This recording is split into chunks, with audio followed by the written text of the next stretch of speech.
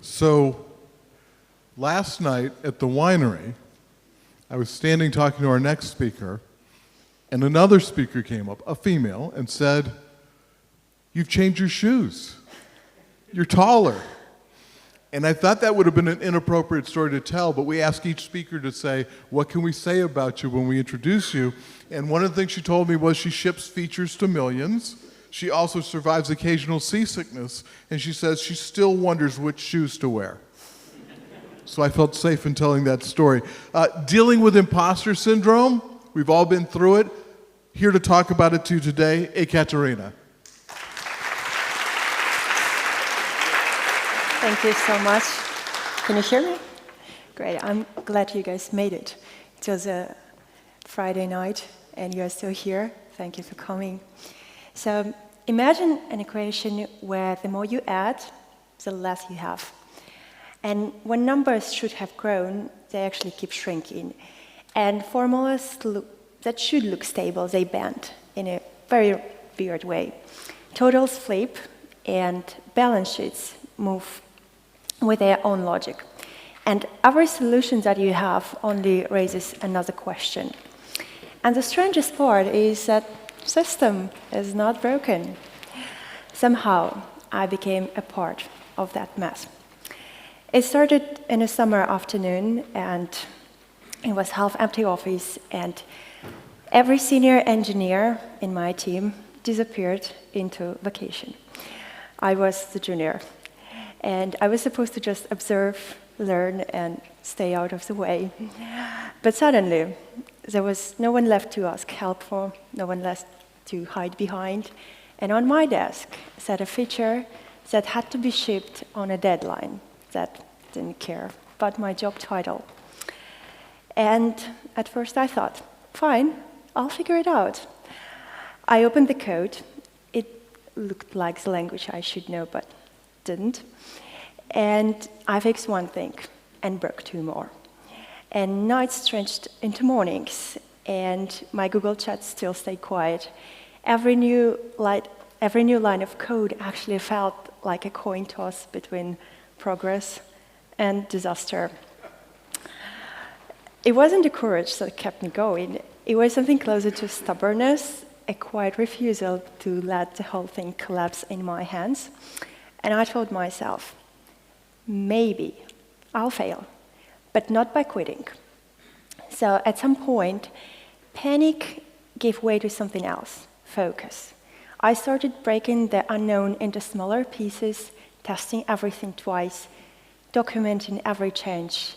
And I forced myself into rhythm, fix, test, fail, and retry.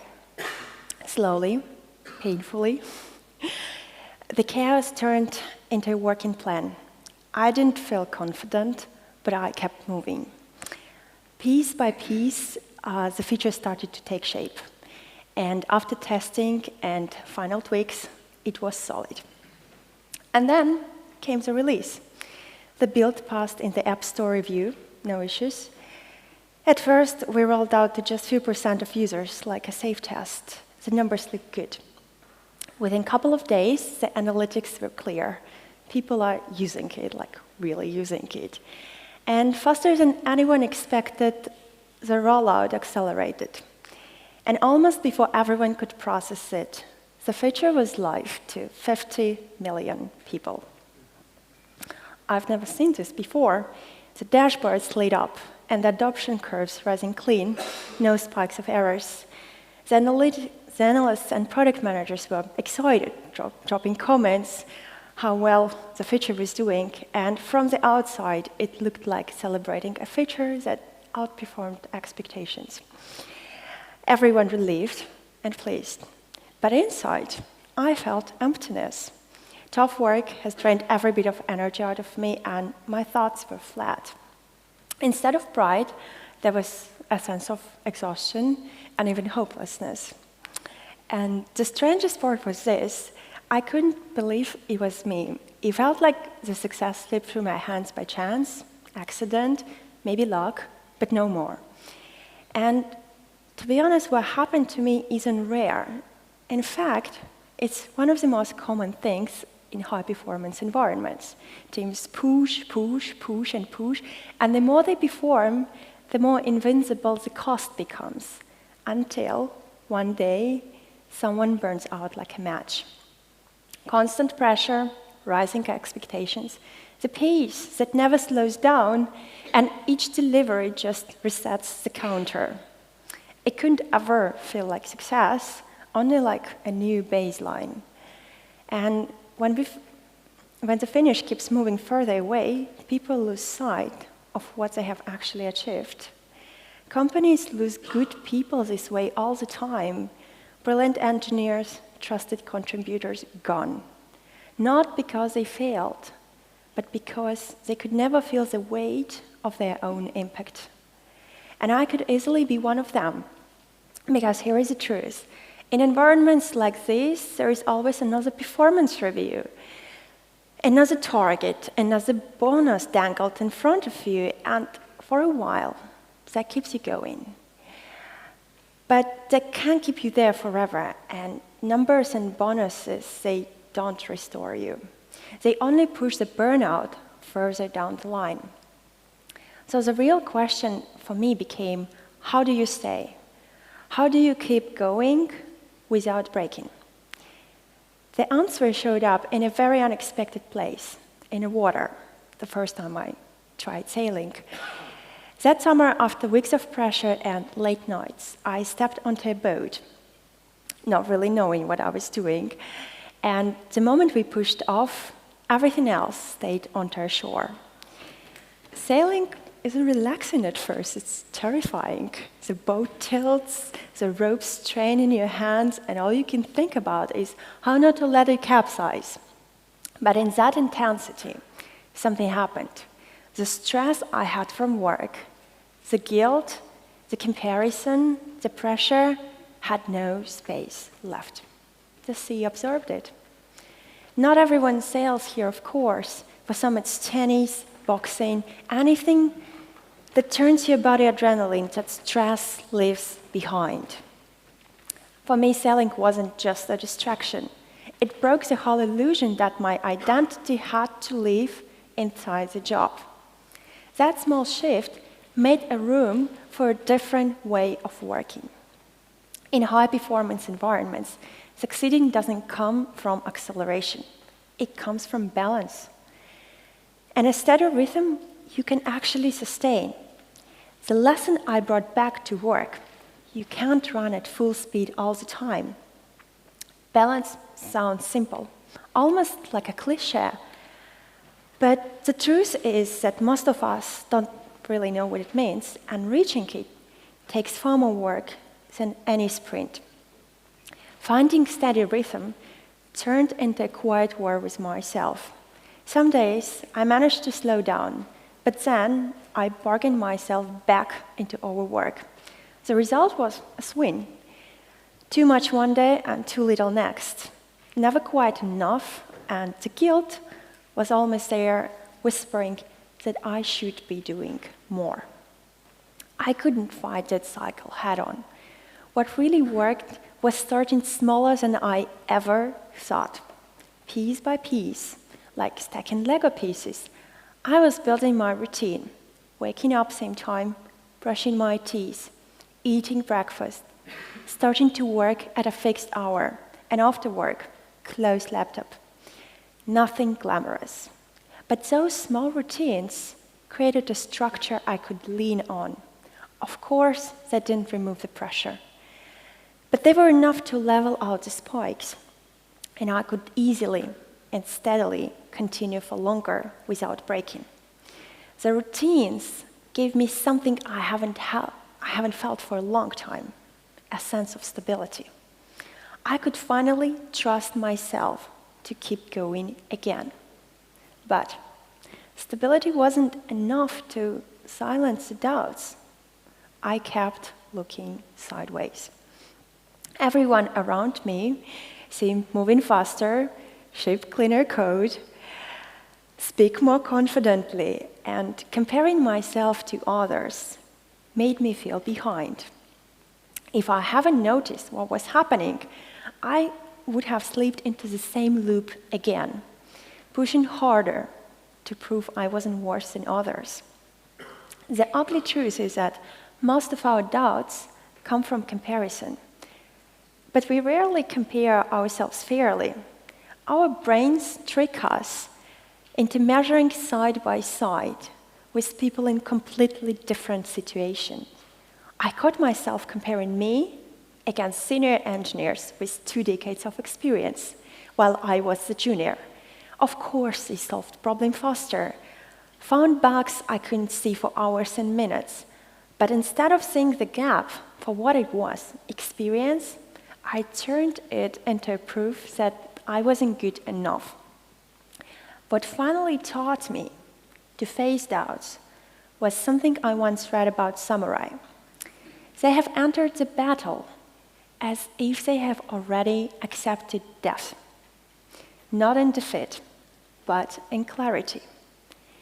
For me, it meant preparing for the worst, accepting that others might be better, but still moving on, doing what I could here and now, writing that code anyway, shipping that feature anyway, not giving up.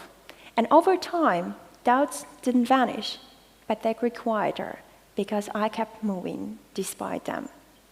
And maybe that's a real antidote to perfectionism. In nature, flawless trees, perfectly straight without any single mark, are the first ones to be cut down and turned into lumber. The imperfect ones, the crooked ones, are left to grow tall in a forest. The strength doesn't come from being ideal. It comes from continuing to grow. So, if the crooked trees are the ones that keep growing, then the question is, how do you make sure an entire forest can thrive that way? How do you build an environment where every tree, not just the strongest or the luckiest one, has a space to grow? That's a real challenge for teams and companies, creating cultures that don't quietly exhaust the most vulnerable people. On paper, it sounds very simple, but the paradox is there isn't ever one clever trick or universal formula. Protecting people from doubts, imposter syndrome, and burnout is about building an environment, a system of habits and choices that make people grow. I'm not speaking here as a manager. I'm speaking here as an engineer from an inside. Companies' cultures doesn't live in handbooks. It shows up in details, whether people feel safe to speak, whether works get shared fairly, whether exhaustion doesn't become normal. So, what does actually help? First, establishing trust. And it doesn't announce itself in bold slogans. It shows up at how a team behaves when the stakes are small. When someone interrupts in a meeting, does the manager let it slide, or does he bring the quiet voice back in? This single choice means more than manners. It tells the team whether speaking up is safe. For a shy person, this choice decides whether he stays silent or speaks up next time. Trust doesn't come with job titles. It comes from small decisions repeated again and again. But trust itself is not enough. Even the most open teams will break if the load isn't carried fairly. The burnout doesn't arrive in one dramatic moment. It seeps in quietly when late working nights stop being an exception and become a pattern. And this is a dangerous case because no one, absolutely no one, can manage forever. And someone has to notice the leak and question why the same shoulders carry the heaviest load.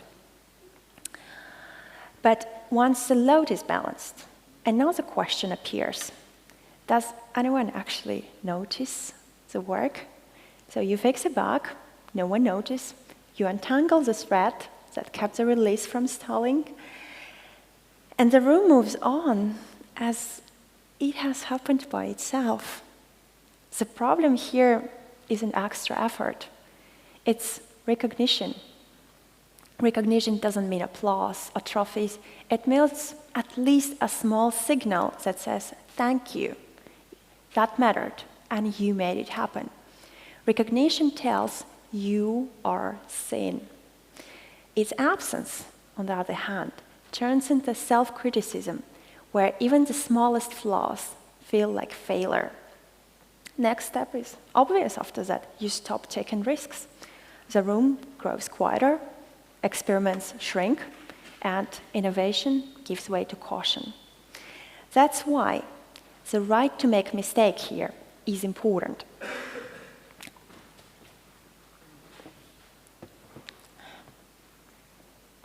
Without it, the team holds its breath. Don't get me wrong, by right to make mistake, I don't mean like carelessness. Managers, it means like a safety to learn. And the managers can frame mistakes as a data points, not verdicts. And they can ask, what did we discover, instead of who to blame? Managers can let juniors ship the small features where mistakes are cheap, and show that sleep is not a career-ending mark, but a natural part of progress. At the end of the day, processes can be fixed. Workloads can be managed. Cultures can be redesigned. But none of it matters until we face the struggles that nobody sees. The quietest battles are the ones that are never fought in the meeting rooms. They are happening in our own minds, in silence. And the real challenge is building better teams and helping people see that their worth is unconditional. I know I'm not the only one. Every one of us at some point, maybe often, has looked around and thought, I'm not good enough. I'm behind. I don't deserve it. No matter how much you've done, those thoughts come anyway because we are all humans and every one of us is vulnerable.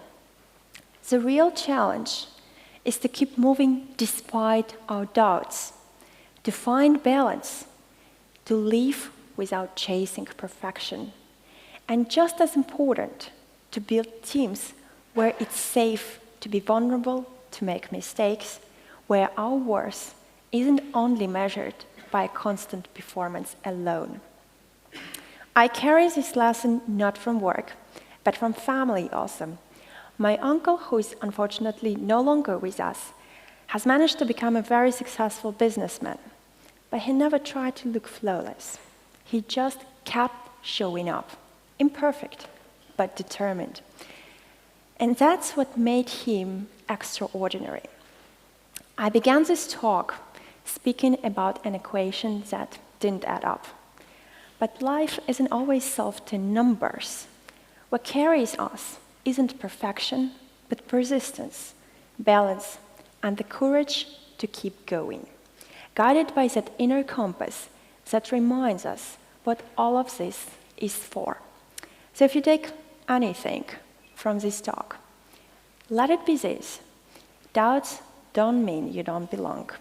You're not here by mistake, and neither am I. Thank you.